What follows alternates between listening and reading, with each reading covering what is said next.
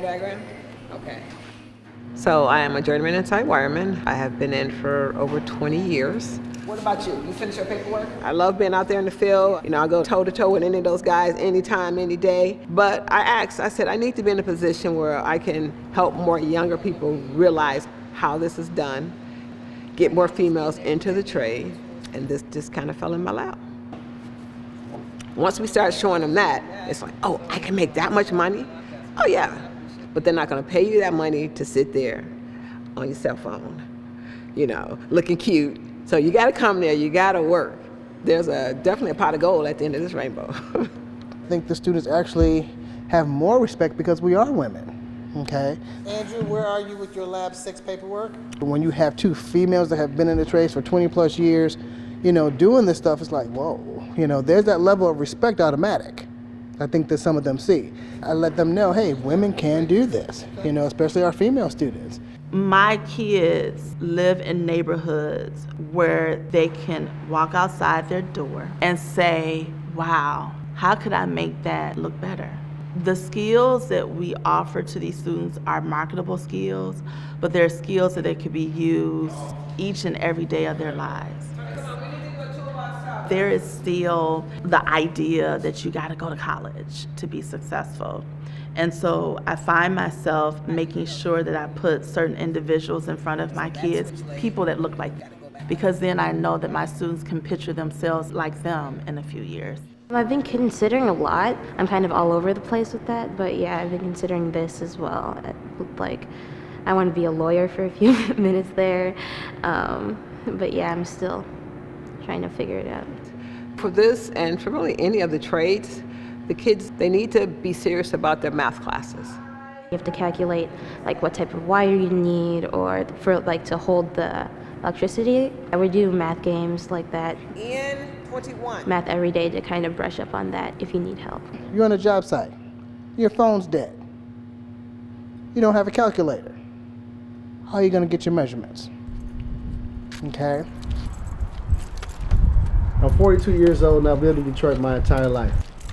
This is something amazing.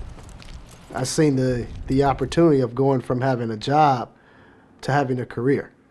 The difference of having just a regular 9 to 5 and having a skill. I was working a supplier for Ford. I was doing quality control work there. Man, you know, I think I was making $12 an hour. I might not even been making that. When I actually started my apprenticeship, we started off at $17.42, so that was a large jump. 46 on the nose. So I'm a very proud product of the DPS. And at no point did I know anything about being in the trades. That was something that wasn't mentioned to me. As a matter of fact, it was kind of looked down upon, like if you had a college degree, you were better than someone. But what I found is that it's completely the opposite. I've seen some of the most intelligent people I've met that's in the trades. Okay. I don't see as many as I would like to see when I see people like me when I go on a job site, but I think those numbers will increase because we need them to. Now we're in the midst of all these great developments happening in the city. We're in the midst of a shortage of skilled trades workers.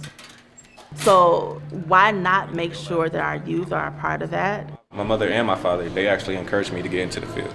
The trades are better than college because, you know, I don't want to have like a business job, you know, like sitting down at the table. I want to be more hands-on, like, and being able to help somebody out. Like when somebody electricity go out, you know, you can go and fix it, and then there's, you know, you're the solution for their problem. When you go to college, you're taking out, you know, multiple loans, and then about the time you finish college, you know, you're going to be in debt. You're going to have to pay that money back. You know, you go in a trade, you know, you can go out in the field while you learning in classes. Every day 20 people retire from like the trades, and that's 20 spots that they need jobs because only like one person goes to fill that. There's a lot of space for like us to come up and kind of work there. So this opportunity that these children have here in Detroit is totally unique because there's nowhere in the country. You don't get this kind of knowledge base till you go to the community colleges or to the union hall to an apprenticeship. We're going to take these pieces of framing channel and they're going to go across this way. In the world of being an electrician, we do so much more than just putting wires in walls. It's really kind of a little logic project to say, all right, the signal starts here and it goes there and then it comes back, but then I have to change the the level of it.